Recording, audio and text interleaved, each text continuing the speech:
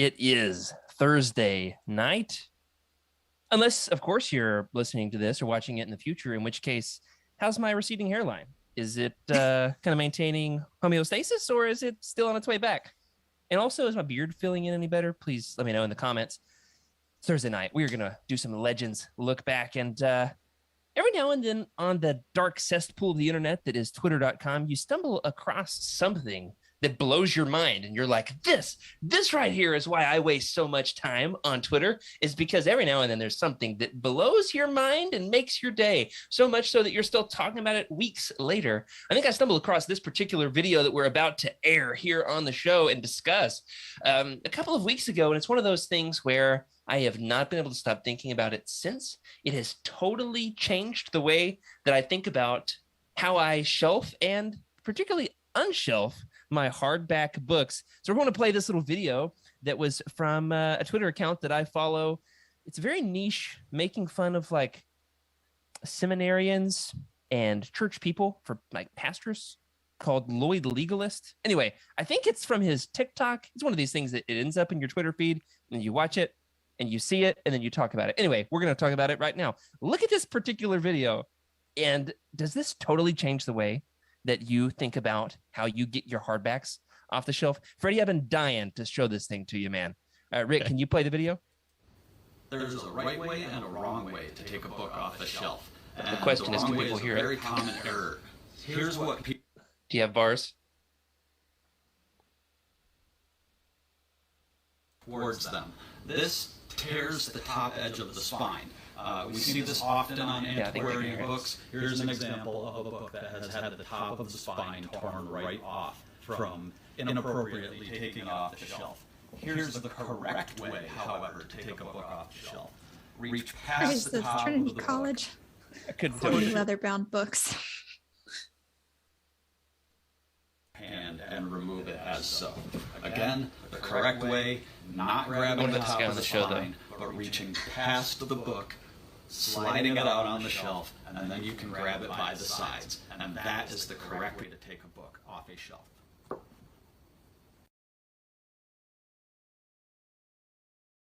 Apparently, we weren't supposed to be talking during that because they could hear us. Which is always fun. We didn't say anything dirty, so it's all good. Yeah, sorry about that, guys. I figured it out halfway through that. As I started giving commentary, I realized, like, they might be able to hear us. Yeah, the idea, Emily, you didn't get to hear it. You just had to kind of watch. I should have, like, let you watch it before so we could talk about it. Yeah, the idea is if you try to pull, I'm doing it right now, you try to pull a hardback off the shelf and you do it the wrong way. I'm going to grab the most beautiful Star Wars book ever printed, the hardback of Darth Bane, Rule of Two. Here we go. You try to take this off the shelf from the corner. You grab this top little section. That's a good way to tear your books. These little suckers are a little flimsy. That little, like what, 1 millimeter strip of fabric that is always the first thing to be torn on a hardback. He says, here's what you do. You actually grab from the back of the book, slide it out and tilt it toward you. Freddie, does this totally change? Do you just like want to go over to your shelves now and pull all your hardbacks off? Yeah, I usually just get the top of my bookshelf and I shake it to see what book comes down. That's a really great way to do it. That's how we pick our Legends Look Back episodes. Just kidding, we don't do that. We have a very meticulous process. But yeah, it makes sense. But what happens when your book is just too big? You got to put your pinkies in on the side and just kind of wiggle it in, and then use it as like pincers or what? I'm surprised to get the Knights of the Old Republic omnibus off the shelf. I don't know why there's not like an app or some sort of service that can just provide you with like index cards that are like made of metal that you can just pry a book out. I don't know. You think there'd be something who would come up with a mechanical way to do that? Oh, like how many times are you grabbing the same book off the shelf where it would actually damage it? Oh, well, yeah. With as many times as I've had to take like Dark Empire off the shelf in order to tell people about it when they come visit my house. You do a bookshelf tour and you're like, this one's my favorite. Or you reference it every single week on your podcast for 2 years. Honestly, like the edges, the corners on my Bane trilogy, they're all a little bit worn. I'm discovering right now as I kind of feel them up while we podcast live on the air here. What I'm discovering is I don't have enough shelf clearance to get my hand to the top of the book on this particular shelf. It's just big enough for a hardcover. What Jared hasn't told you is that when he goes to his church and he's giving his sermons, he's actually using Rule of Two. He's memorized the Bible. That's what he's doing right now. So he's actually reading Rule of Two. He's got it in front of him all the time. I've never quite done that. I will admit that, like, in a grad class that gets a little boring, I've been known to write articles for Utini, but that's only if, like, I've already mastered the material. You know what I mean? Or if it's like, you know, if I don't type something, I'll fall asleep. Or like if that student that's talking that just loves to hear themselves talk. Yeah, Rick is nodding along. You know what I'm talking about. Oh, yeah. The person who like needs to repeat what the professor said, even though we already all got it. That's when I'm like, Utini time. That was me. Sorry.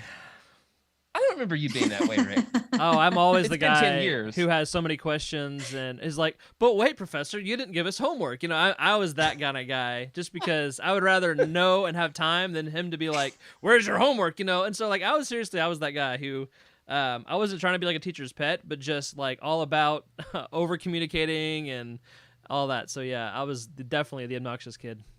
It turns out that your over communicating makes for a really good producer. Because you catch all the details. So that has worked out to your favor. And hopefully it works out to yours as well as we start this episode of Legends Look Back.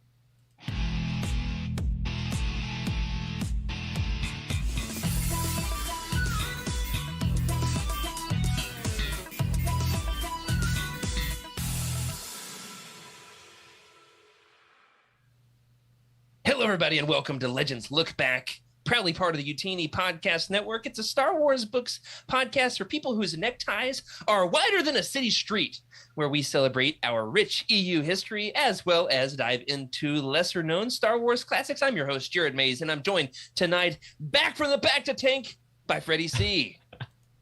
Hello, everybody.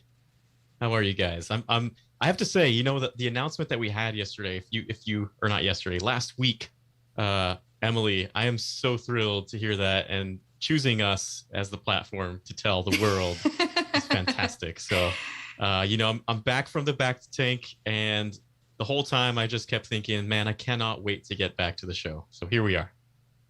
Oh, man, that was a seriously all-time classic Utini podcast moment when Emily busted that announcement on us, like, and we did not see it coming. And if you go back, and I've had to rewatch this thing several times, like show it to people or try to pull clips for socials. If you look at the looks on mine and Rick's faces, like even after we get the right answer revealed, it takes about another minute for us to realize she just made a live pregnancy announcement on our Star Wars podcast. That was awesome. It took us a minute. I'm like typing in the chat a little bit. I'm thinking about the next question. And then I was like, when did you announce that? Oh, right now. Yeah. This moment. That was the moment. This was it. I kept trying to bring it up, but sometimes it's hard to get a word in edgewise around here. So, you know.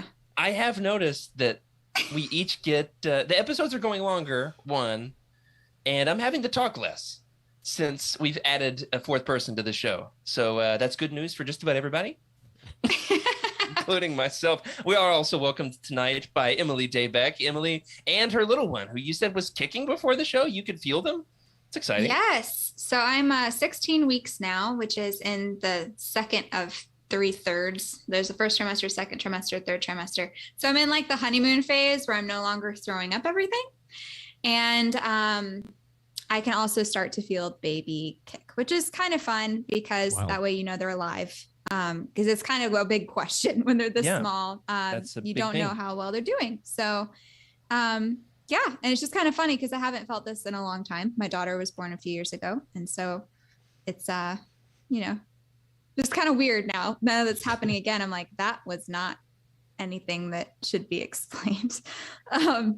Anyway, joys of parenting. That was awesome. But thank y'all so much for the warm, encouraging support. I did not really expect that. I guess I just thought we just kind of roll right past it. But everybody on the team, everybody in the chat, and you guys, of course, are just exceptionally supportive. And it is very heartwarming. Thank you. You'll see how supportive we are based on your answer to this question. Are you open to obscure legends names for your unborn child? I'll say we have not picked any names, and I am open to different names. Okay. It depends on how obscure, and I would need some time to fully research these characters because I could just blindly walk into naming my child after Jackson with 2 X's. The biggest problem would be getting my husband to agree. That would be the biggest challenge, but I'm open to it. I mean, if you want to come up with some names, I'm happy to consider them. She might have a few after tonight. I feel like Jim Carrey in Dumb and Dumber. So what does he say? So you're telling me there's a chance? Yeah. So you're telling me there's a chance. You know who doesn't have a baby in their stomach, unless it's a food baby, is my good friend and yours, Rick Grace. How are you, Rick? Hey, man, I'm good, and there might be a food baby. You never know. So I know that the numbers keep going up on the scale, and so, there's good days and bad, but I'm glad to be here. My day is better now that I am among friends. Well, the only scales I want to see you climbing are the scales on your guitar over there in the background. Yes. We should talk about that sometime. I've got a number of weird instruments around here. I have a melodeon, which is like an accordion, a trumpet just laying around, and I'm operating the show on a MIDI keyboard that has like drum pads to it. That's how I switch our cameras. So I'm having lots of fun with the music world. Not that I'm very good musically. I just like playing with music, We need like a behind the scenes video of how you're running the show on this MIDI keyboard because I'm intrigued. It's pretty cool. That is awesome.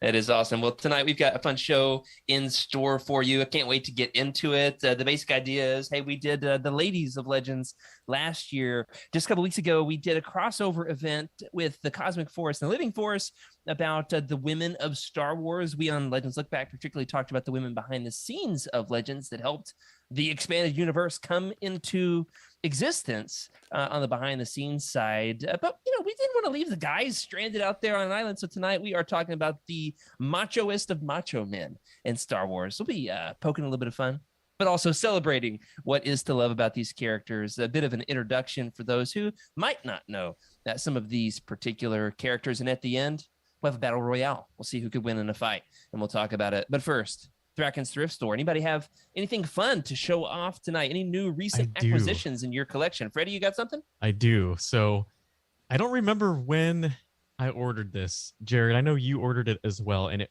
finally came in today. It feels like it's been 2 years. So I've got it right here in front of me.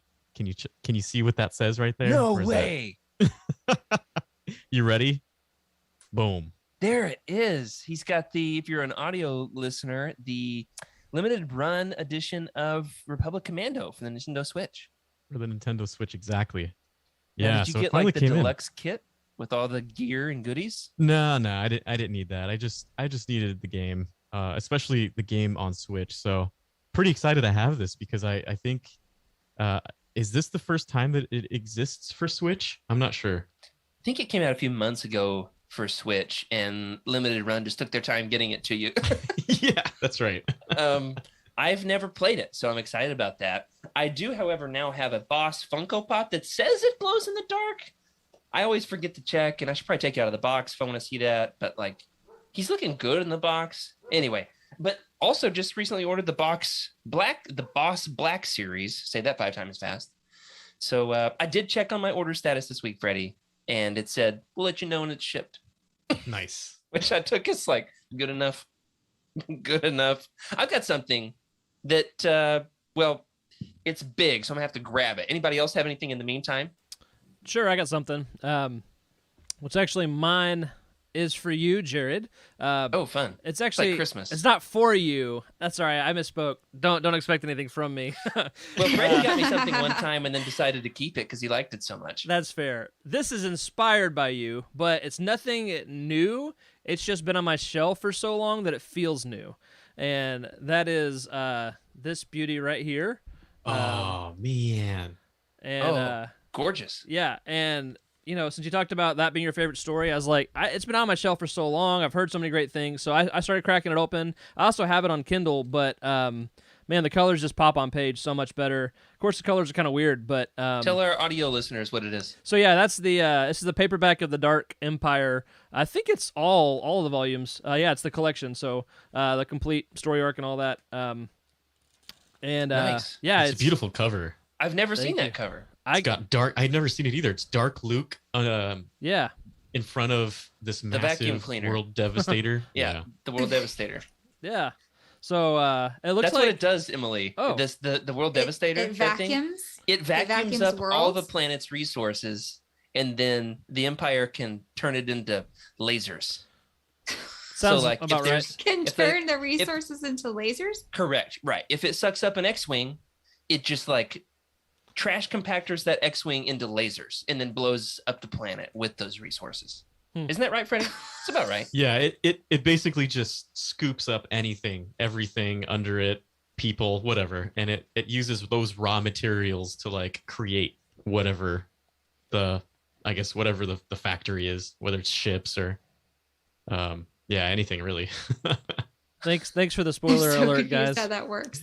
That's not a spoiler. There's way I bigger know. spoilers. I've heard such about as the it. one I gave last Yeah, I week. know. That Palpatine tries to suck up the soul of Leia's unborn children. That's a big one. I've heard so many things about the story that it's probably not even going to be that original. So the reason this is probably different looking is because it's actually a Great Britain print.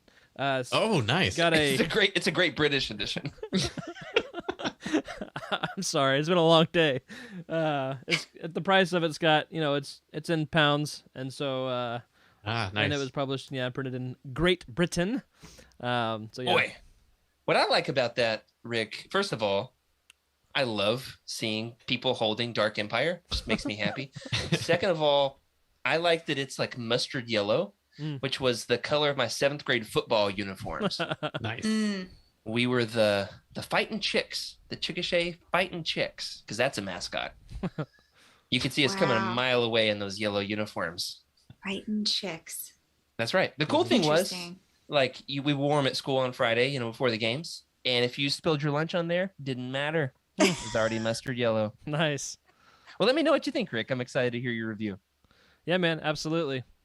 Emily, Thrack and Thrift Store, you got anything? Nothing this week, but my daughter is all about that massive book haul I got a couple weeks back. She, like, every single chance she gets to come into the study, she like pulls them all out and like moves them places. At one point, I fell asleep on the couch and she pulled them all into the living room and started like piling them on me. That actually is one of the more move them all. That's one of the more frustrating things about toddlers and Star Wars books is the good amount of order. And they take them off your shelves. At one point, I think when I first joined the team at UTini, I showed Corey my bookshelves, and all of my books were like chest high or higher, and below there were just like some toys. Yes. Right. Yeah, not gonna lie, that's why my shelves are lined with toys, just so the kids will go for those rather than the books. That's smart, Rick. That is smart. I did find my daughter doing church for my Watto cup topper the other day, my cup toppers. She was like leading them in prayers and singing, like playing church. And she like had Watto and young Anakin and Sebulba and Yoda. Great. And they were like, they were getting their spirituality, that's for sure. Oh, man. Now, the thing that I have to show off, proud moment. I'm about to say the 4 words that are the scariest words I could possibly hear on Legends Look Back, other than the stream is dying. That's a scary one. Other than I tripped over the router. Yeah, well, that wasn't 4 words. The words I'm about to say are scary for me to hear, but if I'm saying them, it's okay. And that's the thing I have to show. Have I already forgotten what the 4 words are? Dang it. What is it? It's not Star Wars, but that's 5 words. I got a White Ranger helmet for Halloween. No way. And dude, it is, we're going as the Mighty Morphin Power Rangers. My family is this year for Halloween. And my daughter, 6-year-old, wants to be the White Ranger. Whew. And wasn't going to bicker over the fact the White Ranger isn't female. Just like, hey, pick a color, it's fine, we'll put you in a costume, nobody will care. I'm going as a Red Ranger. My 3-year-old is the Pink Ranger. My wife is the Black Ranger. And when my daughter's White Ranger helmet came in, I could not have imagined like what good quality this would be. I have already spent like a good 3 hours in this thing, with many more to come. And against my will, mostly, which is like my daughter, like she's like, we got to play. We got to do this thing and do it right. Put your costume on. So somehow Palpatine has returned. Those were the 4 words that Wes was recommending. Nice. Man, that's glorious. I told you though, I met Jason David Frank when I was a kid, and I took like a karate lesson from him because I wanted to be in the Power Rangers. Yeah, I have an autograph with him. I actually have I used to have a poster in my bedroom that was him like shirtless. It was really weird now in hindsight that like this 8-year-old kid had a picture of a shirtless dude with long hair, but whatever. And yeah, like when I met him, it was the coolest thing ever. But I have a picture of me smiling, and I'm like so distracted. It's like, it's just, it's great. But Rick, I have a request. Find this picture and put it in the Legends Lookback Discord channel, please. We'll do. It's amazing. Oh my goodness. Yeah, people have shown us some personal photos of them meeting like celebrities such as Star Wars authors from time to time. But this is a good one. I don't know if there's any fan favorite character, an actor who has represented a character in a fictional universe who has been as dedicated to their fan base as Jason David Frank. Say what you will about Power Rangers, and please let me know what you have to say, as long as it's nice, because I'll talk your ear off about it. Very dedicated to his fan base. I'm a little jealous, Rick. So we're moving on. In tonight's segment of Legends Lookout, we're not going to rehash the list of what's coming out soon. There's stuff. It's going to be great. Some things have been delayed, so hold on to that. Don't get too angsty or anxious about it. There's a huge delay in the publishing cycle. We've got the Star Wars Insider Fiction Collection Volume 2, Legends Epic Collection, some Legends Omnibuy. There's a Boba Fett hardcover coming out, or soft cover, but it's not a Marvel Epic Collection. It's a little confusing. Anyway, there's some things coming out. They're mostly getting delayed a month or 2 at a time. So, be patient. There's plenty of Legends books to read in the meantime. There is one bit of breaking Legends news that we have to talk about on tonight's show, however. And Freddie, I'm going to let you take it. There's a species that just made its canon debut. What is it? Yeah, I'm always a big fan of when Legends characters become canon. I mean, we're seeing it all the time. It's great. There's a lot of good content in Legends. You might as well pick from it. But guess who's back? Zeltrons. That's right, guys. Zeltrons are back in canon. So now Zeltrons? You can get overly excited in a not at all creepy way if you are reading canon or Legends comics. Yeah, what are Zeltrons? How would you describe them, Freddie? Because I'm not sure I've got an unproblematic way to do so. This is a tough one. You know what? I'm just gonna read a line from the Wook. From the Wook, so that it's this is not for me. This is from the Wook. I should not have asked that question. Let's see. Here we go, guys. Zeltron culture was highly influenced by sexuality and the pursuit of pleasure in general. Sounds about right. There we go. Yeah, most of them they have their skin color is red, ranging from light pink to deep red. Most of them were considered highly attractive by human, near human, or even some not so human standards, humanoid standards. They appear in a lot of very notorious Legends comics all throughout, from like the old school Marvel run all the way up through Zeltron that plays a prominent role in the Legacy run. Hangs out with Cade Skywalker, and people are always like, listen, if you're a Skywalker, why are you hanging out with Zeltrons? And he's like, don't judge her just because she's a Zeltron. And also, she's hot. So there's a lot. Lando, Zeltrons. Big fan of Zeltrons. So in particular, this happened today in Ghost of Vader's Castle number 3, or so the story goes, because none of us have read it yet. But we had to make sure that we had something tonight for Legends Look Back. But before this gets any more awkward, we're moving on. As we kick off the show tonight, yeah, I just saw Emily's face like maybe like a Zeltron. I was not prepared for that. We're supposed for to shades of pink and red. Guys. Yeah, I know. Let's keep moving. And hold on, one more thing. I want to know what Disney executive was like, man, there's so many great things in Legends that we should bring into canon. You know what? Let's get those kinky aliens back. Let's bring them back. It's about time. Am I right? First of all, that's a really good point. Let's read. I didn't even think about somebody said that was okay. Yeah, they're like, yeah, that's a good idea. All right. Wow. We're they got to do it tastefully, I guess. tonight's episode is now called In Defense of Zeltrons, or a Zeltron apology. And here's what it is. They are a seminal Legends species. And they're easy to draw because they're just scantily clad women. They look like humanoids, and all you have to do is color them pink. So it's like you don't have to invent a new species. You just put them in skimpy clothing and color them pink. Yeah, okay. And so Kevin Scott, who has reintroduced them in Ghost of Vader's Castle #3, has loved paying homage to the old school Marvel comics. I see. Reintroducing Hoojips and Jackson and probably other things.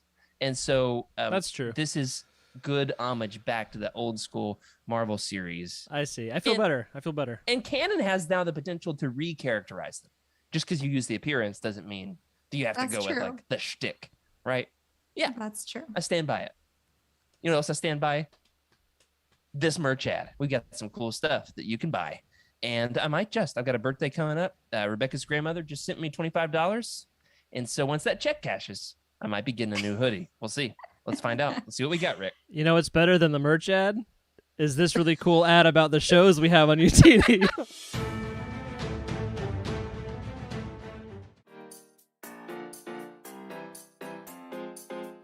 Darth Vader lightsaber lamp, and I just like I just knocked over everything in my office so I could get this into the camera shot.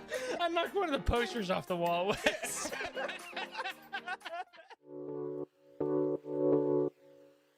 Anderson cover. I have heard the Anderson cover described by some friends of mine as one of their least favorite Legends covers, and I don't totally know why. Maybe it's just because Depa Billaba has this dead stare in the background. You know what it is?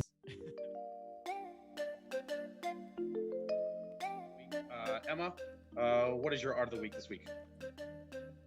Yeah, so I don't have anything as dark and depressing as that corpse, but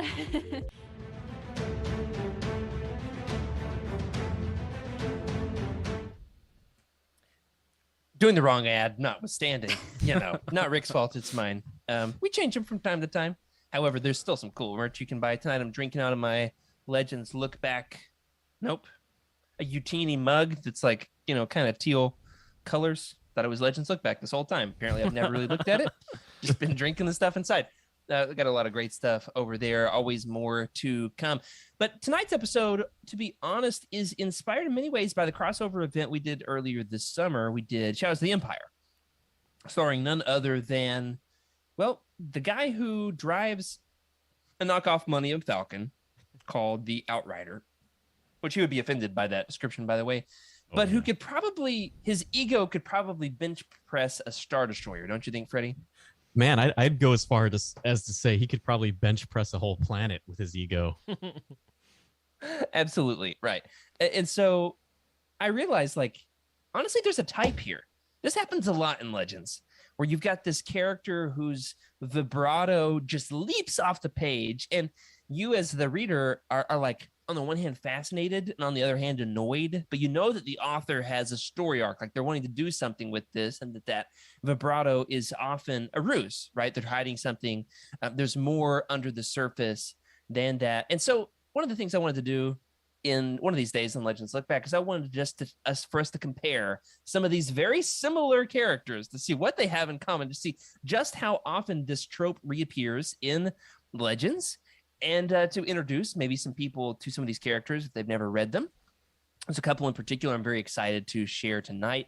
I want to hear people's picks. We saw some good picks happening in the Discord. Has some good picks happening on Twitter earlier today. Let us know, who do you think is the toughest of tough guys in Legends? And so tonight we're going to do a rundown on who all of these characters are. We're going to discuss them, debate them, compare them to one another in an epic arm wrestling competition that's irrelevant and outdated, right? Because it's, and fictional. I can't be more excited. And we'll have a virtual arm wrestling competition. I'm feeling like Freddie could probably win it, but Emily's got the strength of an unborn baby. So yeah, it's the rule of two, right? One to whole embody the power, one to crave it. That's fitting. Like Rocket Man. You ever seen the 90s comedy Rocket Man? Okay, crickets. Well, we'll have a watch No. party, and we'll all watch Rocket Man. Just you. Mothers have like there's this like there's a legend that mothers have supernatural, superheroic strength in order to save their babies when they're in trouble. Sounds right. So you're gonna put my baby in danger? No, that's all right. All right, we're digging myself out of this hole. Let's talk some more about some men of legends. And as we do, here's Let's the do thing. it. We're going to poke a little bit of fun tonight. Disclaimer. We're poking some fun. We're having some fun with this. Here's the point. We're doing it because we love it. It's like you wouldn't want anybody to talk trash about your sister. I don't have a sister, but like theoretically, you don't want anybody to talk trash about your sister because, you know, they're your sister. However, you can joke about your sister because you love her. Are you with me? You see what I'm saying? Yeah, it's So like Yeah, your friends that are buddies, right? Like there's like, hey, how are you doing, friend? And then there's the ones that's gonna call you, you know, the curse word, the name, and that's like, yeah, we've known each other since birth. You know, like That's those right. the ones. The closer you are to someone, the more entitled you are to make fun of them. So the criteria for tonight is we're going to poke a little fun. So hang in there, have some thick skin. We're saying all this because we love these characters. We're also going to celebrate them unironically at the same time. So like, got to be paying attention to know what's ironic and what's not. We are going to be a little bit informative to introduce some of these characters. If you're not totally familiar with who they are, we'll tell you where you can discover more about their stories. And as we do so, do want to give the criteria that there will be characters that don't make the cut. Doesn't mean their egos are any less impressive. Okay. The point is, like, you know, hey, we can't go all night here. In particular, we're not necessarily talking about the quintessential pilots of Legends, people like Corin Horn, for example. In particular, we've tried to highlight characters that at least are the protagonist of a trilogy of something. Got to have 3 comic series, or, you know, 3 video games, 3 novels, or longer. That's kind of been the criteria we're going with. It's a loose criteria, but that's the criteria. Sound good? Freddie, lead us off with your favorite Star Wars character. Yeah, my favorite Star Wars character. So we've got Boba Fett right off the bat, and we've talked about him countless times on this show. You can see there's a skateboard back there with him on it. Got the Lego. Got to put that together. He first appeared in 1978's Star Wars Holiday Special, where he rode a dinosaur. Well, technically it's a mythosaur, but like it counts, right? Yeah, exactly. It counts. It's a dinosaur. You know, at least when I was a kid, it was a dinosaur. Yeah, I mean, there's a few more things about him. He's definitely the silent and brooding type. I guess every one of these characters has to have a power of some sort, right? Whether it's an ace shot or a pilot, one of the best pilots ever known. But Boba Fett, we've got his jetpack, we've got his rocket launcher, his various sorts of other weapons that he's got all over his entire body, and of course, there's a lot that didn't make the cut here. Yeah, lightsaber-proof Mandalorian armor, which is a big deal in itself. So that's our boy Boba Fett. Yeah. You know, Emily, did you have a question a second ago? I saw you pitching in with something. No, you just blew my mind. So I didn't realize that in The Mandalorian, when that guy was saying that your ancestors rode the legendary mythosaur, that's Boba Fett? That's what they're talking about? Yes. Yes, In a sense. no? In a sense, yeah. So they Mandalorians, they tamed the mythosaurs on their planet, and they used them as like war beasts. So in a sense, yeah, they like throughout Mandalore history, like the mythosaur is their war pet. Now, if you look up mythosaur, it's basically a dinosaur. So yeah, in a sense, yes, like we see Boba Fett ride one in the Star Wars special, holiday special. But that's the first time he rides one? Yeah, that's the first time we ever see a mythosaur. Like that, so Boba Fett's introduced and then before they, The Empire Strikes Back. Yeah. Right. Okay. Which is I think something that people often forget about is it was his first, movie debut, but he had this goofy cartoonish introduction. Rick, do we have the picture of Boba Fett on the mythosaur from the holiday special? Would we consider now that Legends? I'd like to consider it question. Legends.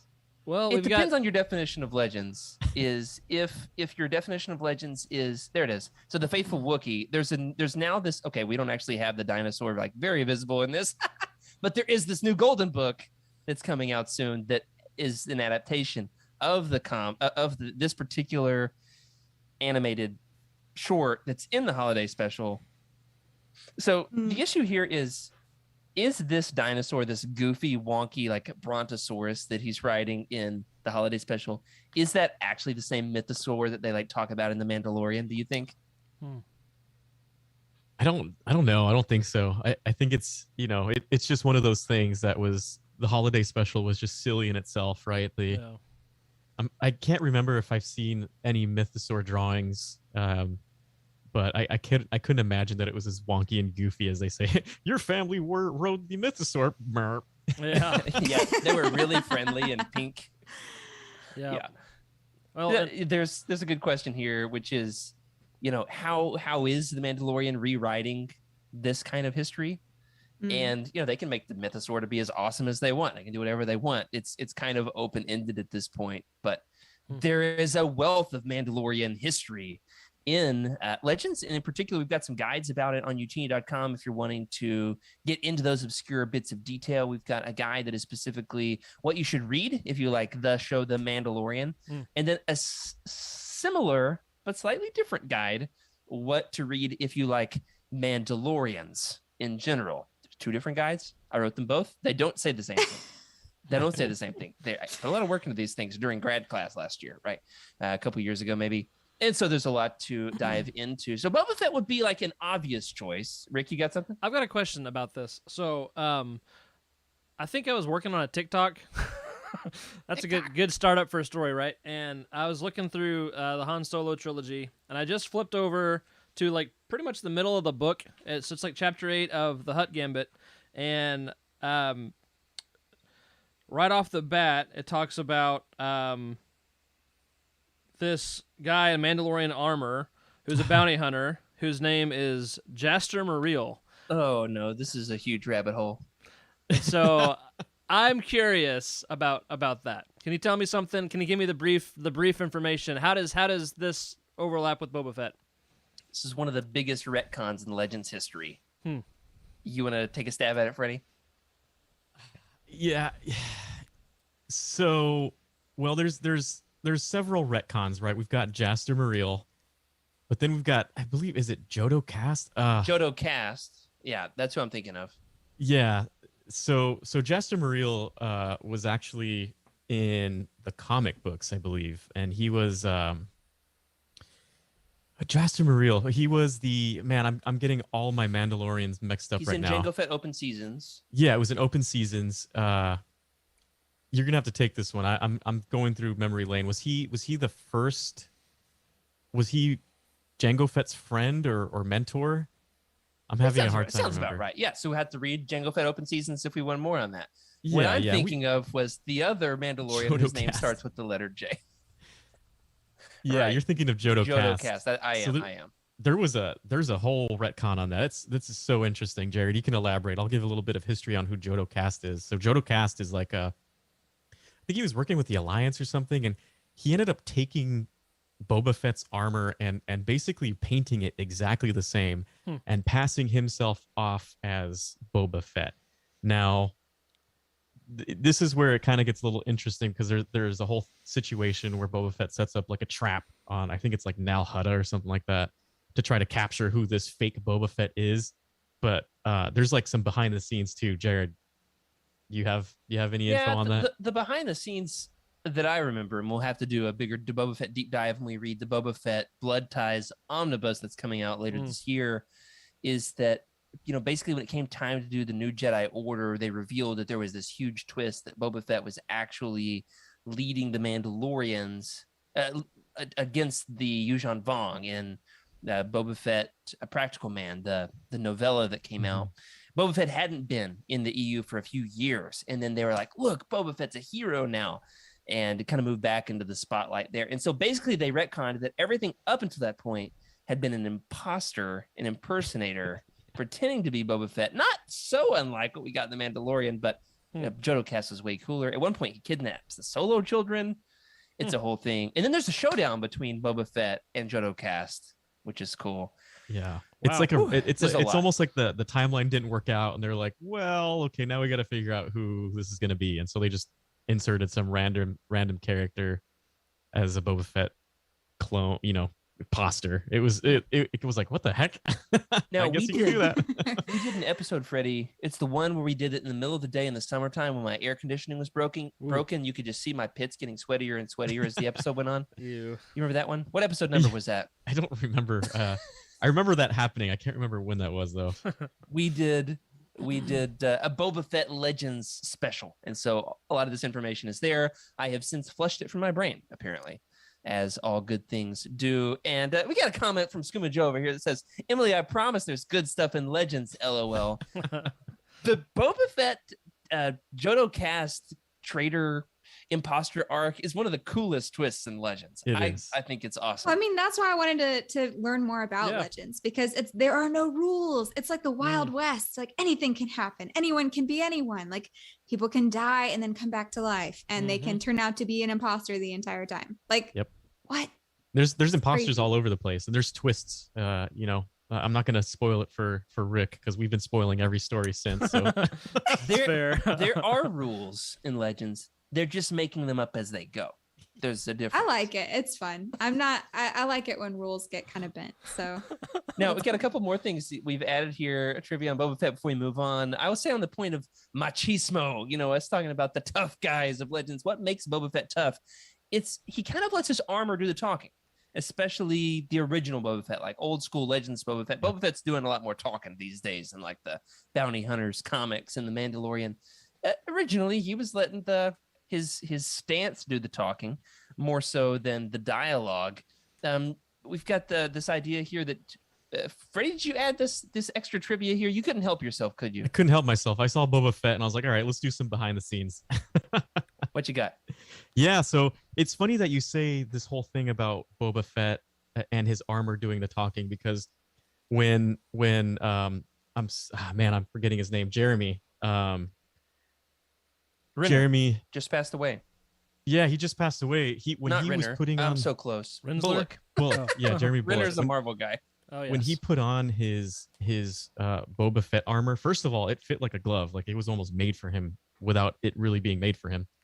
And he was just standing on set, and the amount of people that were just like looking at him, it was like you had a whole bunch of stormtroopers on one side, you had Darth Vader on the other side, like the actual actors. And then Boba Fett, and then everyone just staring at this guy. And he, Jeremy Bullock was just like, I'm just standing here not doing anything, yet everyone's just looking at me. And it goes to show that it was just the nature of the armor itself was already, speaking for itself, which is why everyone liked it. But going back to speaking for themselves, Man with No Name is where George Lucas got the idea of who Boba Fett would be. And I'm not sure if you guys have seen that, but it's a Clint Eastwood, like the Western. It's a Clint Eastwood spaghetti Western. I think it was by Sergio Leone, one of those old Italian spaghetti Westerns. And if you look at Boba Fett's cape, it's actually similar to the sarape that Clint Eastwood's wearing in Fistful of Dollars. So a lot of ideas just came from those Westerns for him. I mean, you can hear it in the clinking too when he walks. It sounds like that why he has spurs? He's based off a Western character. Yep, exactly. Wow, that's cool. That was what tipped people off in season 1 of The Mandalorian. That Boba Fett would be back because there were spurs. They were all like, "There's spurs," and I was like, "Anybody can have spurs. It's Star Wars. There's no rules about footwear."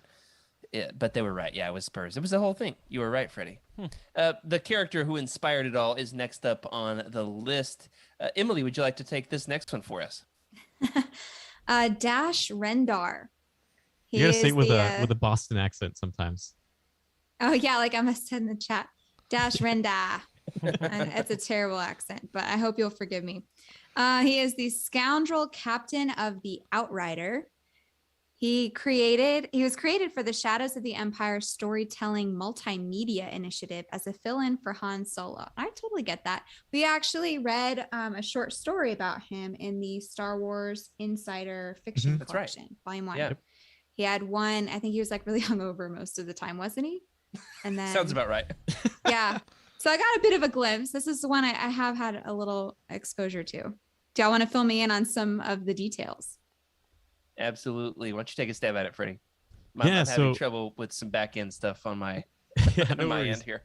Yeah, he's got his his powers. I guess you would call his sassy sidekick droid. The what did I call him last time? The Swiss Army droid. Oh, Lebo. Yeah.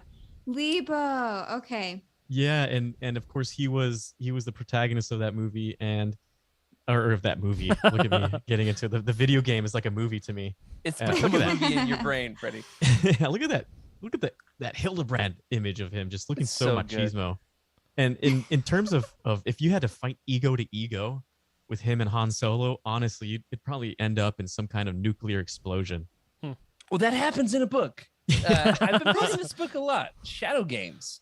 There's like a whole chapter, and it happens multiple times in the book. They're just like, let's do that same chapter and reword it a little bit, where Han and Dash have like an ego wrestling match. Yeah, where they just like trade insults and roast each other, and then gamble a little bit, drink a little bit, and then like race their starships. Yeah. It's really good, top notch. And what's great is the author is like in on the joke that Dash Rendar is a knockoff Han Solo. But he is the protagonist of the book. He's got his own, I mean, he was the star of that multimedia experience, but then got his own book in like 2011. It's pretty late in the Legends timeline. Totally worth the read. That was like the pandemic hit, and I was like, oh, I need some escapism. And my friend was like, I just read it and I liked it. And I was like, you had me at Legends. Yeah, you did. I think that single-handedly his shoulder pads inspired this event, this episode. I mean, I'm not sure how he gets around with those shoulder pads. Well, the shoulder pads were a crutch for the fact that they were having trouble animating his shoulders in the 3D video game. Because it was for the N64. They were trying to do 3D video games for the first time. He looked too clunky, so the shoulder pads were like hiding the fact that he needed to be able to put his arm up here to shoot. And but on what's great is on the book, there's a whole paragraph explaining what the shoulder pads do. It's like the brilliance of Star Wars fandom. Like, oh, these things what exist. do they do? Let's explain. Do they them. do anything?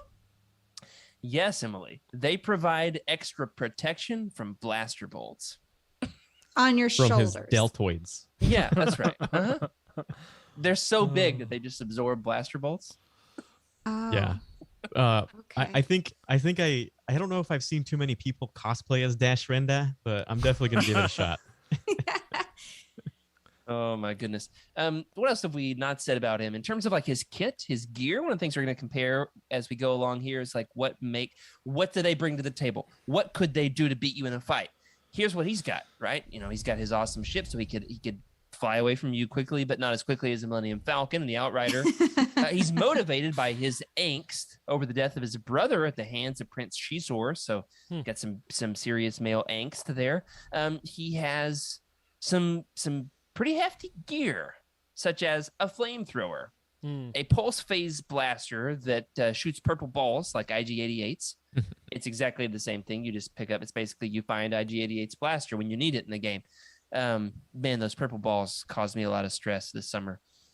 And he also has a jetpack sometime that like is not the easiest thing to pilot. So like another good point somebody made earlier in the chat with these video game characters. We talk about the toughest of the tough guys in Legends. How many countless times have they died? Oh my goodness. Yeah. When I was watching you in your live play, or was it Andrew? One of you guys. It was just I couldn't count anymore. At least in my house, Dash Rendar died at least 1,000 times this summer.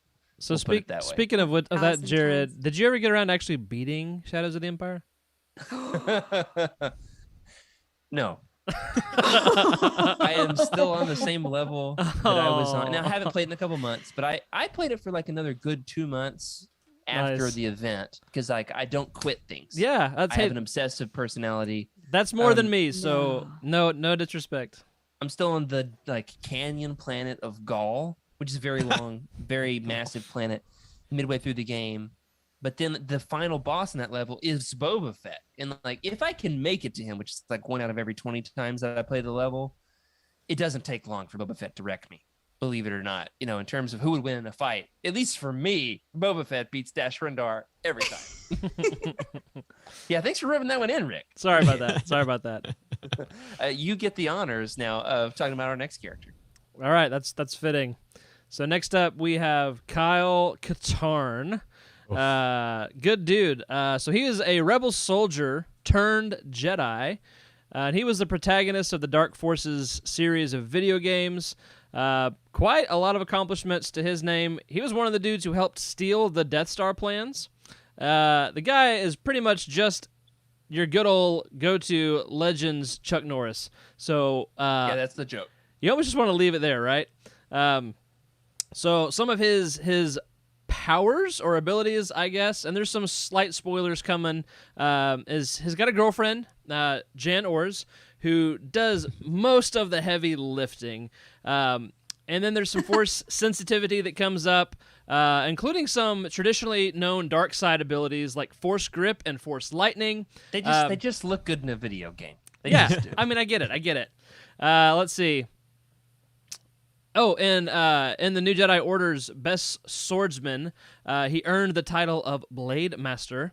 Right. Yeah, and doesn't he have a role? This probably is coming up later, but I remember playing what was it, Jedi Academy, and he's like your first guy you see or meet or something.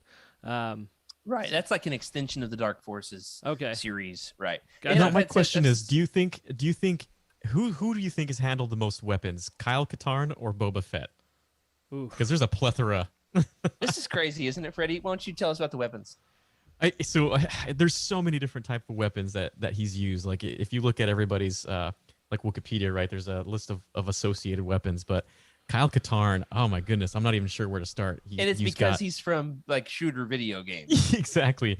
Let's see, a mortar gun, a Packard mortar gun, a rail detonator gun, a concussion rifle, a heavy repeater, E11 blaster rifle, DXR6 disruptor rifle, FC1 fletchet launcher, PLX 2M portable missile launcher, and destructive electromagnetic pulse 2 ion carbine, and a lightsaber. To mention a couple. Yeah. Because he didn't have enough. Yeah. You gotta love that. He needed a melee weapon. Right? Flamethrower wasn't on the list, though. That is true. Dash Rendar had a flamethrower. Did. That's right. Like the it doesn't shotgun last of long. Space. Yeah, you get like 10 seconds with that flamethrower. It's pitiful. I have a soft spot for Kyle Katarn. I've talked about this a lot on the show. I really love the Dark Forces audio drama. So those books have been, they were adapted in the late 90s into the Dark Forces trilogy audio drama. The audiobook narrator, I should play a clip, maybe on social, I'll find it and share it. He's got this great accent. And he's like, Kyle Katarn has infiltrated the rebel base. I can't do it. It's awesome. I can't, it's not getting there. But I've listened to that sucker maybe 10 times. It's amazing. So I know his story intimately.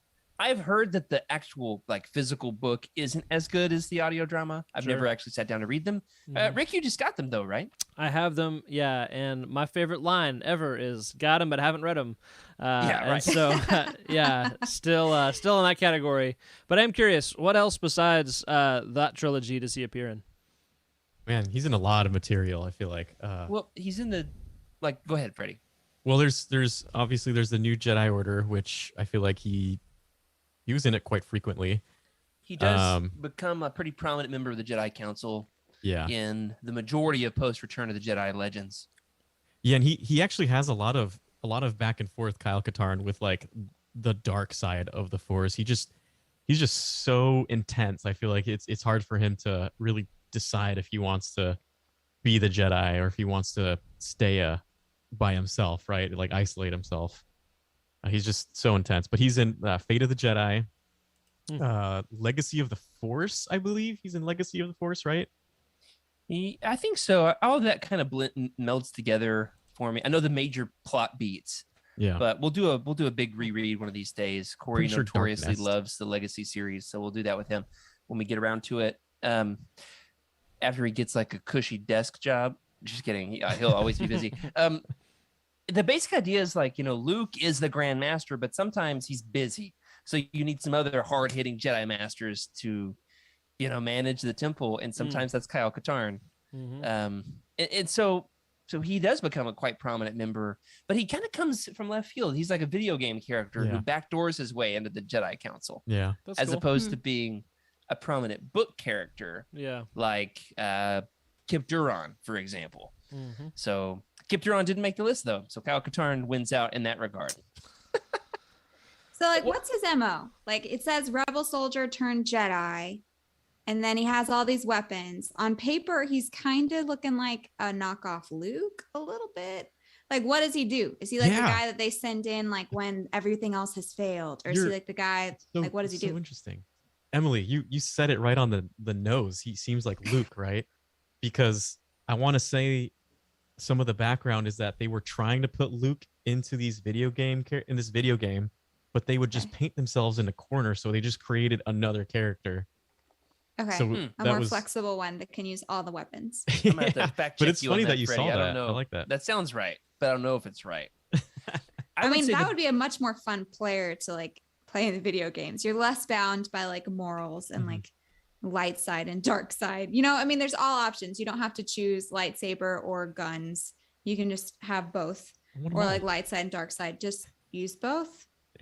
That was a good Sounds observation. fun. And he's not as morally gray as he sounds on paper here. Yeah. Okay. I had to squeeze it into like 2 or 3 sentences. Sure. I would say the big difference is he starts off as a soldier, so he's like one of the shining cadets at the Imperial Academy. Yeah. And he goes out into the field as a stormtrooper to wreak havoc, but then has like a moral compromise, not so unlike Finn in The Force Awakens, but cooler because it was Legends. And then like discovers that his father was assassinated by a dark Jedi or something like that.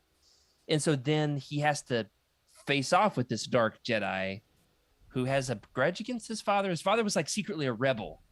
So it's got a different story trajectory than Luke, though some similar beats along the way.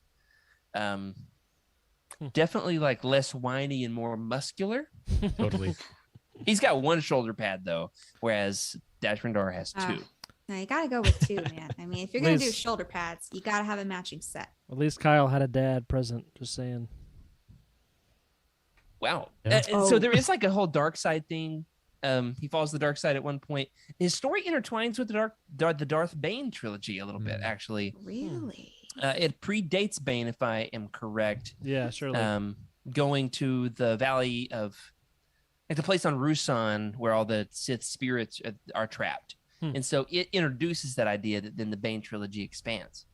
So we will talk about it some when we get to Bane pretty soon. Yeah. Kyle Katarn did it first. That's right. Nice. He beat Bane to the punch. So that's a credit.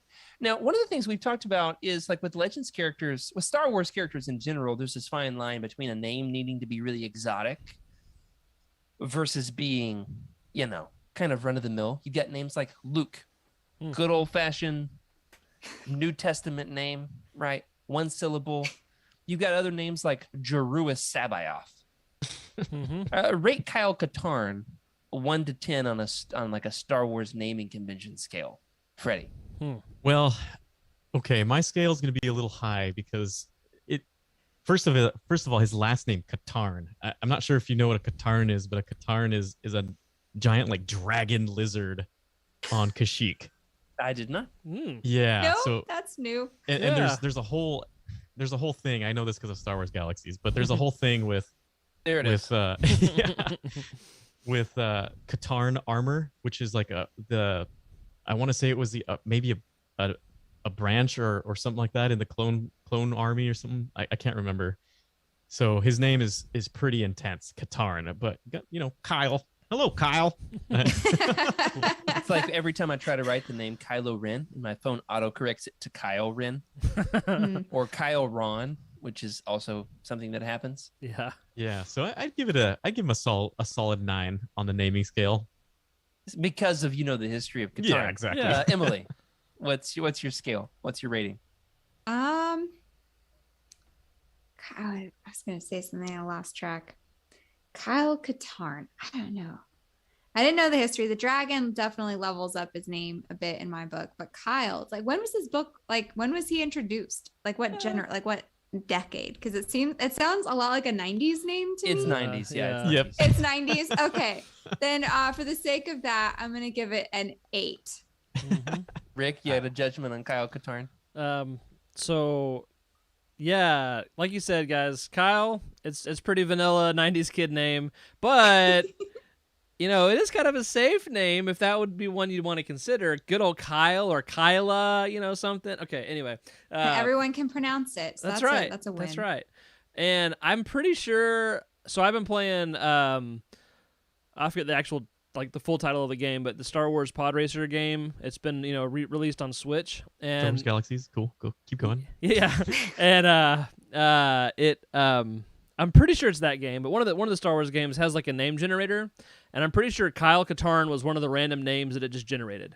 And so ever since that, it's very Star Warsy to me. And I mean, obviously Star Wars, but like that alone, like Katarn, or I can't remember, maybe just Kyle even, was part of like this random generation. And so, yeah, I'd say it's pretty high, but to be a little lower than y'all, I'll give him a 7.5. I'm not going to give him a number. What I will say, though, for the backstory on all this, is there's a High Republic character named Kevin. And that stirred up a lot of debate. I was like, no, Kevin's not good, but Kyle is fine. Too many syllables. All You right, got the Kyle is better alliteration. than Kevin. I can't. Yeah. Kyle we- Katarn, it alliterates. Are we going to It's- talk about That's all these names? No. Okay, can I throw in something real quick then? Yeah. So I'll share this with you guys. So I go by Rick, but my real name is Garrick, Garrick. I started That's kind of Star Warsy. and no joke, because in Battlefront 2, the new one, Admiral Garrick Versio. And so I'm a Star Wars character, y'all. That blew my mind. Oh I've my never been more goodness. excited than I saw that. And I like flipped out because in 3rd grade, I started going by Rick because nobody could say it right. I was like Garrett or Jared or Derek. Right. And so I was fed up. I'm like, call me Rick, I'm done. But hearing Star Wars made a character with my name, I was like, yeah, it was so cool. Aw. I That was- is cool. Your people. So I'm a Star Wars character, y'all. Oh. Even though I'm All right, Nice. a redeemable bad guy. So we got to clip that. That was good. A redeemable bad guy. There's this character in the Han Solo trilogy. Is it Gareth? Gareth Shrike? close. No, you're one syllable away. Yep. I tried. Thank you. You know who else tried? Our next character for tonight, Kir Kanos.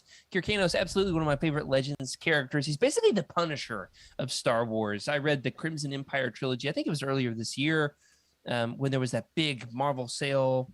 Could have been May the 4th. I'm not totally sure. He was originally one of Palpatine's Royal Guard.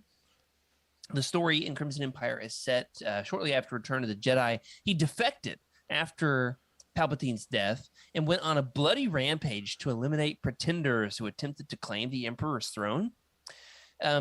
Basically, you know, his shtick is that he was trained in hand-to-hand combat, not just hand-to-hand combat, but like hand-to-hand fight to the death combat. Yeah. The real deal. There's a lot of blood He's a gladiator. on the tips of these blades. It's very gladiator-esque, Freddie. Yeah, absolutely. He wields this double-bladed pike. He's motivated by the sheer fury at the incompetent riffraff who comprise the post-Palpatine Empire.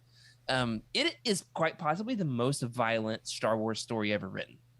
Jared, And one there's thing I some- want to bring up is ever since you read Crimson Empire, I feel like you have a very intense fascination with it, because ever since then you've talked about Kir Kanos and Karner Jax, and it's influenced me to start reading it, and I'm really getting into it as well. And you're right, it's so menacing. good story. It's got some tropes of the time, like it's overly violent.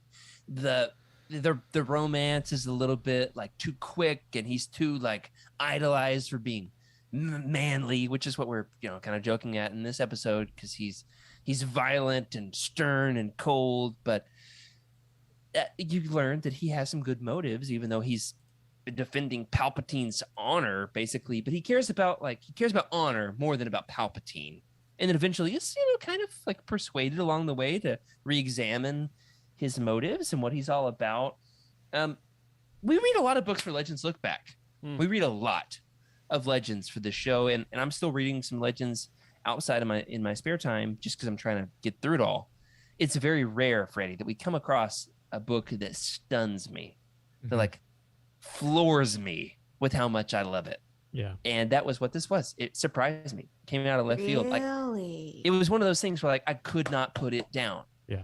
Like I'm staying up way past midnight to read this thing. Like I'm I love holding those my books. eyelids open to read it because I loved it so much. It was good. Yeah, you could tell once Jared came back from that trip. I forget what it was. Yeah, I was a changed man. Yeah. Man. Now, Freddie, you were holding up something there. What you got for us? Yeah, it's so first of all, who is this? Right? You know, you don't look at this. Who Don't look is at the this? name. Well, that's This Kier is- Kanos. it's He's the Kier Kanos, protagonist right? of Crimson Empire. Exactly. Well, is it though? Carner Jax. Yeah, he's holding What? up the Black Series, the 50th anniversary misprint Who's edition. that? Who's Carner Jax? The villain of the series. Huh. Even which is interesting. They totally misprinted it. It's and Hasbro actually admitted that they messed up. So we have the Jared and I and a couple of other people out there have the misprint. We'll see how much this goes for on eBay one of these days. I'm trying to keep my eyes peeled if they release the fixed edition, like the correct edition, because I'll probably buy it. I don't totally know what I'm going to do about this with there being a misprint one. I don't need two of the exact same figure, but like I like that it's misprint because it becomes collectible and it's kind of goofy and silly, and Legends is goofy and silly and has all kinds of erroneous, issues throughout. But no, Carnor Jax is another one of these tough guys, but he's not a protagonist. He is the villain. He's one of the royal guards who, protected Palpatine, but then claims the throne, and then they have like a battle to the death kind of thing. So how do you know that isn't Carnor Jax? You could tell they're just different characters. Carner, I believe, Kier Kanos has like the double bladed Okay. spear, right? And I I don't see. remember their armor is a different color as well. Carnor So- Jax has like black and red armor. He repaints his armor after Palpatine dies. He's like, now that Dad's gone, I'm gonna I'm gonna change my clothes into something rebellious. I have to say, Jared is downplaying it. When he found out that this was a misprint, he was absolutely livid. I don't know if livid That's is the not right word. you. You don't get irritated when people do stuff like that. Why don't you move us on? Emily, you can take the next one. Sure. Poke fun at me here. Ganner Rhysode, is that how you say that? Sounds right. Rhysode. Yeah, it sounds right. Okay. He is a strong-willed Jedi described to have worn flashy black and blue robes and have taken special care of his appearance, cultivating his natural good looks. He was the self-proclaimed brightest star of the new Jedi Order. I'm sensing some ego here. Does he have a big scar down his face, though? Yeah, that's a given with Interesting. all these characters. They all do. Yeah, They that's all part have of scars, and it's part of their machismo. Or they the look like the trope. Keanu Reeves. All versions of He Keanu does. Reeves. Fantastic. He is featured heavily in the new Jedi Order series, specifically Dark Tide Duology, Star by Star, and Traitor. And apparently his powers are he has flashy clothes, because how exactly does that come into play? It does. Okay. Yeah, all right. So his clothing is somehow powerful. His scruffy beard, facial battle scar, telekinesis, that's cool. Jedi mind tricks, and alongside Corran Horn, he could use the Force to create a barrier, to create a body-hugging force bubble around himself to keep the blowing sand off him. It's real. It happens. I'm not making this stuff up. He could get in his hair. I mean, granted, if Yeah. I could use a force field to keep sand off of me, I probably would. So I kind of can't judge him for that. It If doesn't make Anakin sense. but had figured he's- that out, there would have Yeah. been no Darth Vader. I know. Yeah. But instead, it But had so to be he's course. with Corran Horn, though, like wouldn't those? It seems like those personalities would conflict. They A bit, do. wouldn't they? That's right. Yes, Yeah. you're onto it. That's the point. Okay. They do. Good job. That was good. Yeah. It's funny because their personalities are very much. I mean, they're Corran Horn. We all know how much Corey loves Corran Horn and how Corran Horn could come off. And then you put him with Ganner. It's just or Gunner, right? However you want to say it. It doesn't matter. That's not. That's not how I want to say it. I was gonna say it Rhysode, so it's whatever. But I love it. so- I bet it would be like the most exotic pronunciation. Oh yeah. It has to be I with like that it. kind of ego. yeah, totally. Oh my goodness. Yeah. Well, So I'm they go interested to on see. in Mike Stackpole wrote the Dark Tide duology, so books 2 and 3 of the New Jedi Order. Basically, the first book gets everything kicked off, a massive catastrophe, this huge invasion by this foreign, alien invading species. But then at this point, we kind of get onto some missions. The Jedi will send out teams of 2, or like 2 Jedi and their apprentices. And so they send out 2 very capable, strong, Jedi with good track records, good reputations, Corran Horn and Ganner Rysode. But Corran is, this cocky fighter pilot who's proven himself, and he's gone toe to toe with Luke Skywalker and Yasani Isard. Whereas Ganner is like a different generation of Jedi. So he's a generation younger, thinks he is hot stuff, but there's a character arc there. There's a character arc. Yeah. I don't want to spoil it. It is one of the greatest moments in all of Legends. I was gonna say it's difficult to not spoil this one, but I will just say that it is probably in the top 5 of memorable Legends moments. That's all I'm gonna say. It is. Top And 5. and the Corran Ganner relationship, frenemies. Definitely frenemies. Yeah. Their A little hostility drama. is delicious. Like It putting 2 Type absolutely A's is. in a room. It is. Yeah, I bet that would be fun to read. surrounded by serpents that can turn into battle staffs. Jared, Like that the Yuuzhan reminds me of Bible majors in our intro Moses? classes, our first semester. A whole bunch of people trying to prove That's right. themselves, and yep, I see it. Yes. I see it. That's right. People who think they are God's gift to the world, Yeah. here to learn that there's more to the universe than they realized. Absolutely. Freddie, you're our big Mandalorian fan. Why don't you take the next guy? Yeah, so the next one we've got Cal Skirata. Honestly, one of my favorites on this list, as well as Boba Fett. Actually, this whole list is pretty awesome. It is a lot of fun. It's been fun. Yeah, it is. We've got Cal Skirata, he's a Mandalorian bounty hunter, friends with Jango Fett, and actually was recruited by Jango to train the clone troopers on Kamino, and raised a few actually for himself. Right, I believe he raised a few modified clones for himself. Yeah, they were basically going to be discarded because they were defective, quote unquote. Yeah. And he took them in under his wing, and that's how the whole the whole the whole series begins. Yeah, he raises them as his own children. And he's a Sounds warrior. a little Bad Batch. Yeah. What's up with Bad these Batch, like bounty it's hunters taking derivative. clone Yeah. children? Yeah. There's the thing. Huh. Cal is very much a warrior. Like we're talking, Okay. like a lot of these other guys are they're all warriors in a sense, but like Cal himself, he's fought in many battles. Like he's an actual warrior. Hmm. So of course, when he the whole Bad Batch thing, it makes sense that he would he was very, I want to say he was a bad father, or at least he considers himself a bad father to his actual child.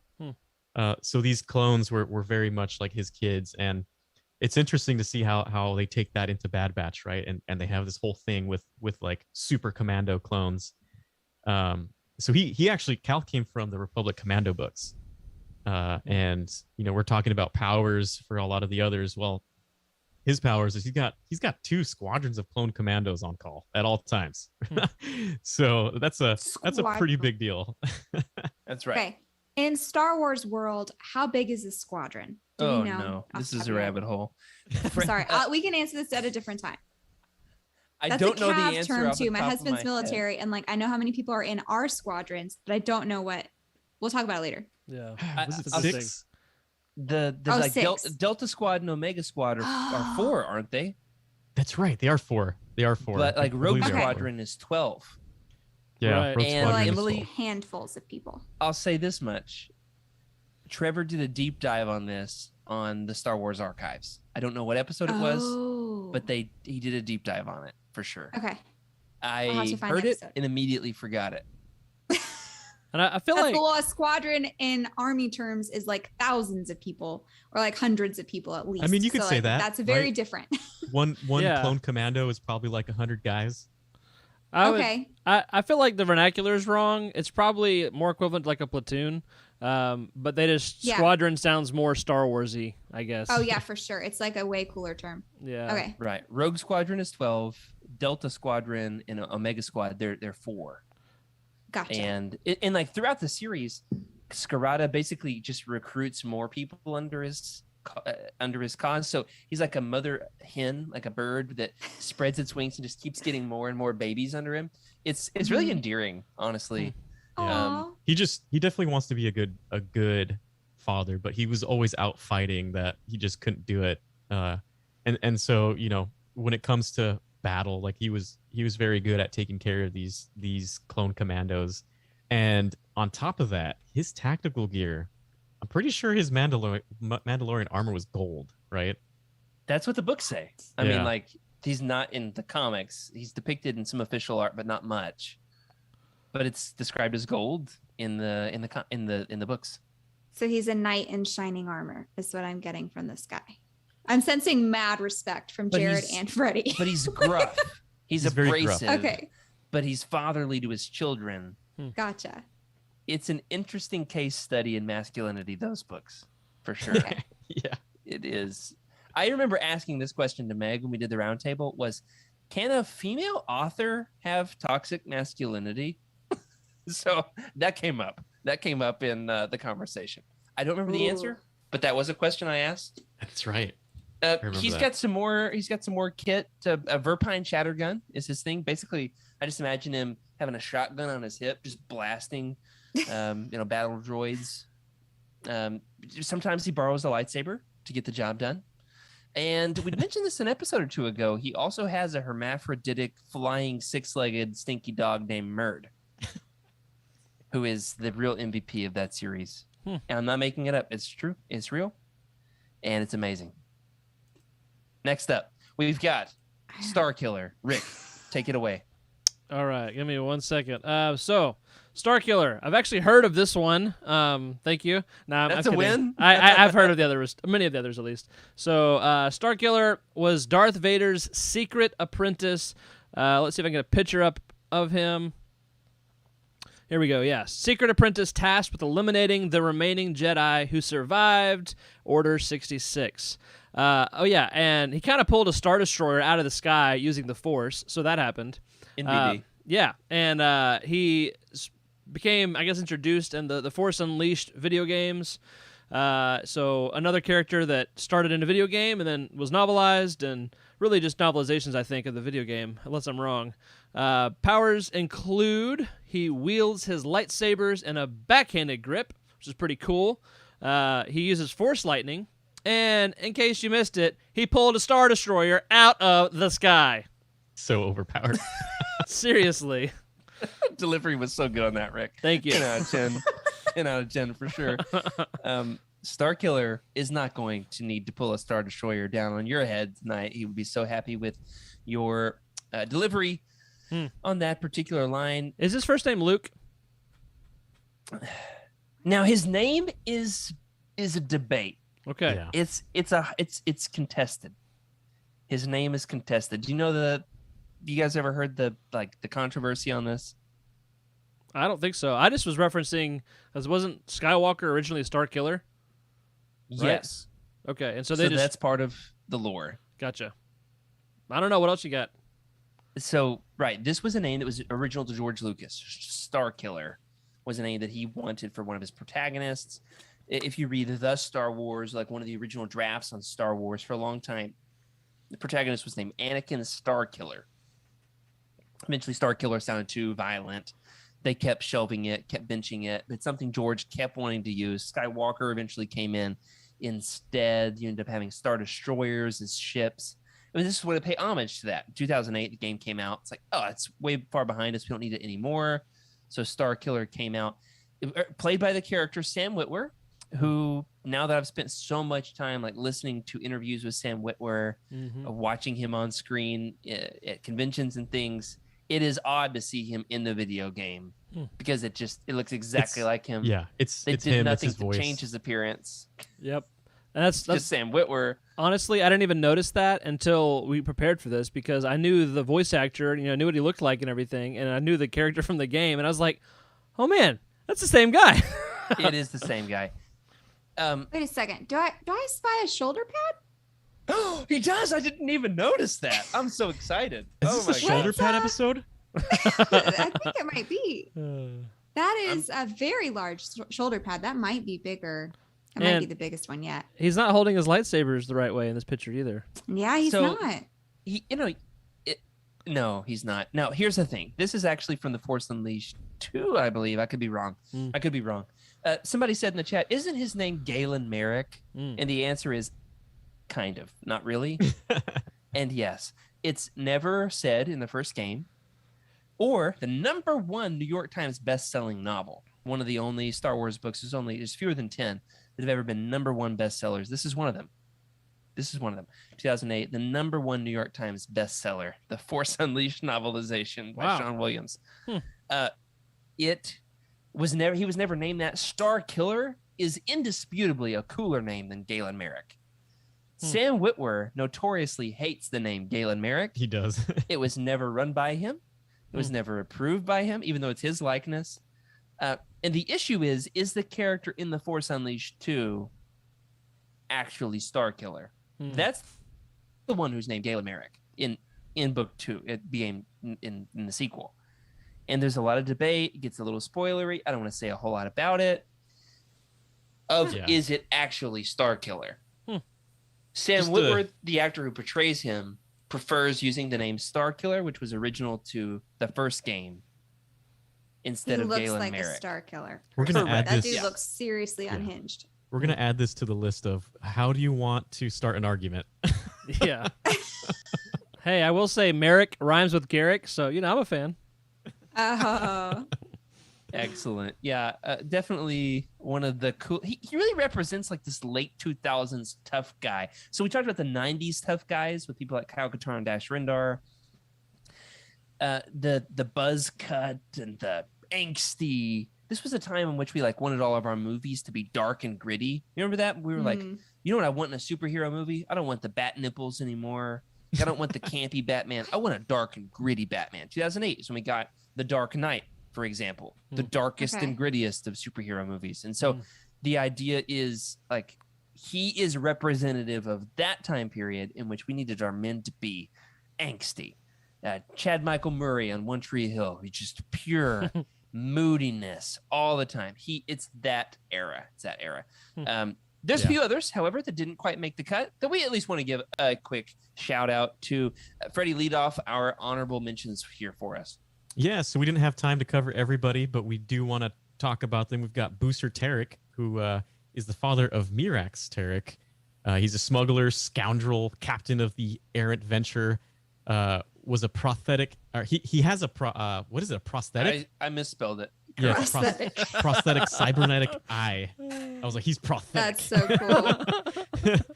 And he's got a bright red Star Destroyer that is a casino. Wow. Yeah, he appears in the the X-Wing books. Let's see. There's a couple of other EU mentions. He's got. Let's see. I'm not sure what else there is for Booster. There's quite a bit. He's an ex-con. Yeah. That's the thing. Is Corrin is suspicious of him because he used to be in prison. If there's one thing Corrin hates, it's smugglers. That's true. But eventually comes to save the day for the rebellion a number of times. Now, I've had a big question about the Star Destroyer. We talked about this in the After Dark segment last week. We did a bit of a voice chat with some folks after the show. We talked a little bit about the errant venture.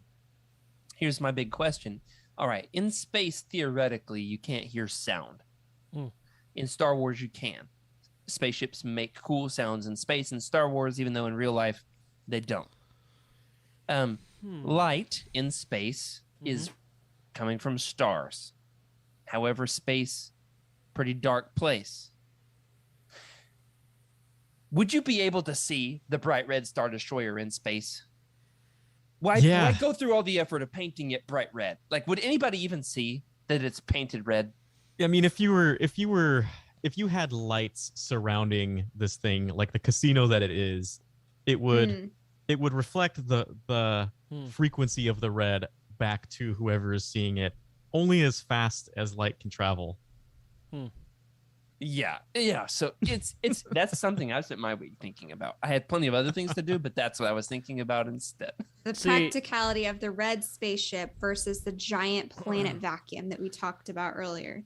You're worried about the spaceship being able to like be visibly seen as red. Hey, it's important. All right. Yeah. I'm with Freddie. I feel like if you painted it red, it's probably so other people could see it. Like, why would you do it if I think no he's one got could lights see it? everywhere. He's making himself known. It's a casino. It smells like smoke when you pass by it. Yeah, man. It's like a Waffle House in 1993. Oh man. Here's my point, and it's this: his ego is what is glowing from a mile away. Oh, It's like he it. painted it red as a way to say, I'm painting it red because I want to paint it red. It's like a middle-aged man who drives a candy apple red Corvette. Right? It's like a midlife crisis kind of thing. Instead of buying a Corvette, he stole a Star Destroyer. I mean, as one does. Yeah. In space. First order of business, paint it red. When starships are available, you steal them and you paint them red. Got a few more here in the honorable mention. So glad that we got a second to talk about Booster, one of the best Legends characters, hands down, indisputably across the board. On Twitter, we had a good comment from our buddy Aaron Mose, just left the chat a few minutes ago, said he's going to catch the rest of the show on replay. What's up? Hey, you missed your thing. You said the thing, and now it's getting on the show. He gave his list of his favorite tough guys of Legends, and it matches up with ours halfway. Boba Fett, Dirge, Kel Tainer from the Wraith Squadron series, and sorry we left out pilots for the most part. Bror Jace, another pilot from the X-Wing books. Kyle Katarn made the list. Ganner Rhyso did as well. So we were halfway there. 3 out of his 6. And then finally he says, also, I think Luke Skywalker is pretty tough throughout Legends. He gets injured a lot. It's so true. Keeps coming back. I would say Luke is very tender-hearted in Legends and indestructible. He's very superheroic. Whereas in canon, he's fragile in a different way. But we won't talk about that. Freddie, there's one final honorable mention I wanted to throw your way to close this out. Yeah, there's definitely one that we could all agree would love to participate in this multi-armed arm wrestling match that we've got going on, right? We've got Jackson. Jackson would absolutely just kill to be in this thing. Especially if we're talking about that new Black series, right? Look how many muscles are on this bad boy. You got him over there, Freddie. He's so incredibly ripped. Like, he's so much more muscular than he should be. There's no way I can get this thing without glare. He's kind of got like the dad bod, like the thick torso, but he's clearly done some time with a pull-up bar, at least, twice a week. He's so jacked. Yeah, Jacked Jackson is also making our list of the toughest of tough guys in Legends. Now, finally, as we close out the show, I want to ask 2 final questions here to think about. Like, hey, we've surveyed these 7 or 8 characters. We've talked about some characters we know, some more than others. First and foremost, who is a character that you're dying to know more about? Freddie, you go first. I know you know most of them. I think I haven't read too much about Kir Kanos. I know we've been talking about Crimson Empire, but I really need to start digging into that further and just finish that series up, because the way you've reacted with it just sounds like something I need to get through. I think that's my answer too. I just want to reread it because I liked it so much. Emily. I'm going to go with the classic Boba Fett because I am newer to Legends and I don't know as much, obviously, as this conversation has displayed. I would like to know more. My brothers always used to love Boba Fett. I never got it because I was like, you mean that guy that just stands in the corner? You like him? Like, what does he even do? Do we know? Like, we didn't know anything about it. So about him as a character. And but apparently they knew something and everybody else seems to know. So I'd like to read a little more about Boba Fett. And we're all in a Mandalorian craze, obviously. So I feel like it's a good time. Yeah. And I'm going to say, Legends Boba Fett could take canon Boba Fett any day. I'm going to have to see. Any day. Right. And we got a good pick here in the chat from our buddy Wes. His recommendation, as it always is, is Sifo Dyas. That's one that he wishes had made the list, one he'd like to learn more about. Sure. I don't know that I'd call him like a tough guy, but certainly a guy. He's a guy. Rick, who's your pick? Well, I was gonna go with Kier Kanos too, but I'll say Starkiller because I haven't finished the game. So, Jared, I threw some shade at you earlier for not finishing the game, but I'm the same dude. So I started those games a long time ago, and they're probably like a quarter of the way done. So I need to finish and read the novelizations. I didn't realize they were bestsellers, so I really want to go back and see how he's portrayed in or a bestseller rather. So I'm gonna go with Starkiller. I think those books are massively underrated by the fan community at large. How can a #1 New York Times bestseller be underrated? Yeah. But the fan reception of the books has not been right stellar. But I loved reading them because I had never played the games before I read the books.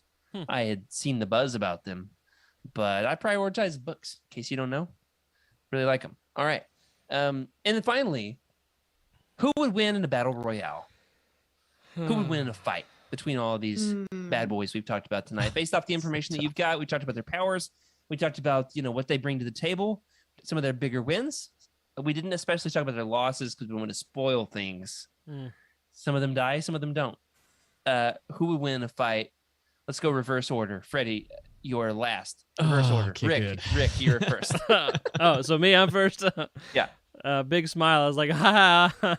No. All right. I will go with Boba Fett because he's a survivor. He goes head to head with Jedi. Not always well, but he's willing to. And so Boba Fett. He's tricky. He does get out of the Sarlacc pit. Twice. So different universes. He still gets out. He's a practical man. Emily. I think I'm gonna go with Star Killer because he pulled a Star Destroyer out of the sky, and I feel like he has a really short temper. Because most of the people, it seems, have kind of honorable intentions. Like I don't think that they would actually engage. With others, there are a couple like really big egos. Like I think Dash Rendar and who is that like vain Jedi? Ganner Rysode? Yeah, right. Yeah, I feel like those two wouldn't really win because I don't know. I have lots of reasons, but I feel like Star Killer would be probably the most likely to take down everyone else just from sheer just like dark side.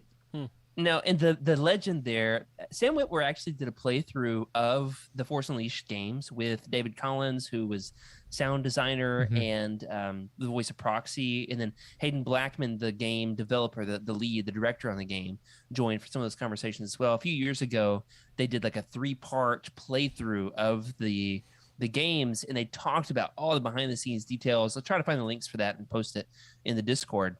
There they talked about the infamous pulling the Star Destroyer out of the sky move, and they said basically you have to look at these games as legendary in the sense of this would be like a story told about Vader's secret apprentice. And do you trust the story of the time he pulled the Star Destroyer out of the sky? Did he really do it? It doesn't matter. That's what people say he did. That's the way they look at it. And they were like the insiders that made the game. However, that was going to be my answer too. I think that's true. If you can pull a Star Destroyer out of the sky, you're definitely way overpowered. That's part of the fun of Legends is the force wielding characters became kind of superpowered and superheroic, overpowered in that way. I will say for tonight, since you took my answer, that I'll say Kier Kanos because he is unbelievably powerful in hand-to-hand combat. So if it is just no lightsabers, no Star Destroyers, no force abilities, if we're just going to go toe-to-toe in a fight, I think he would win. And you got to read the comic for yourself to find out. Well, tonight has been a lot of fun. The next roundtable, if you are looking to hang out with us and join us for our upcoming shows and you want to get a head start on the reading coming up soon, we've got a good graphic here. The October roundtable will be X-Wing Rogue Squadron. We're going to specifically be talking about the audiobook. Yes, we did cover it way back in the day, 2 years ago on Legends Lookback episode 4, but we've come a long way since then. We got Rick and Emily. We want to hear their takes on it. We won't ask the same questions, and we will specifically be talking about that round table, the new audiobook there as well. Coming up in November, we're going to do Darth Bane, Path of Destruction, first book in that trilogy. We will cover the whole trilogy over the next few months. Taking a break for the December roundtable, which is we're going to cover the soon to be released, hopefully, fingers crossed, if the publishing delays don't kill us, the Boba Fett Blood Ties Omnibus. So everybody pick up your copies, use those Utini affiliate links. You know what to do. And in the meantime, that does it for this week. Thanks for joining us on Legends Look Back. Thanks, of course, to our incredible patrons for your amazing support. We love making the show and are glad you are along for the ride. A special thank you to Cheryl Bell, Patrick Ortiz, Carl Sander, OK Indar on our Jedi High Council, Elizabeth Cloutier, Jason Mitchell, Sally and Chris Eilerson, Freddie C, and our newest patron, Earl Q, on our Alliance High Command. Thank you for your amazing support. Want your thoughts around the show? You can email us at legendslookback@utini.com. You can send us a message in the Legends Look Back Discord channel. Leave a comment on this episode on YouTube or find us on Twitter. We're at Legends Look Back, or I'm at Jared Q Mace. Freddie? At Wake Up Freddy. Rick? At Rick_Grace. And Emily? Darth Daybeck. Absolutely. If you're looking to buy some of these books and want to help support the show, you can look up a book on Utini. Click the Amazon Thrift Books.